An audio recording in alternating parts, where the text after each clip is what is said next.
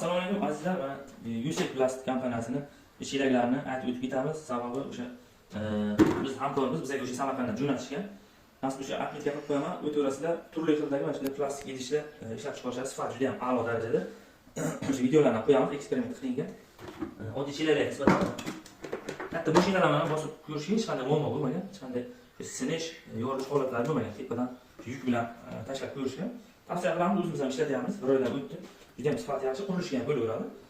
Juda ham yaxshi. 10 litrligi bor. 12 litrligi bor. Atmetka qilib qo'yaman. Bemalol o'tsizlar bo'ladi. Telefon raqamlariga o'sha optiga olib sotmoqchi bo'lgan aka-ukalar, tadbirkorlarni ham taklif qilamiz. Biz ham ko'rsata olamiz. Bu ko'p yana o'ylaysiz. Ana bu ko'p. Yana qayta. Hech qayerga, mana shuni chiqib ketdi, muammo bo'lgan, hech qayerga sinish holatlari bo'lmadi. Absolut. Bunisi muammo emas. Qayerda xatar bo'lsin.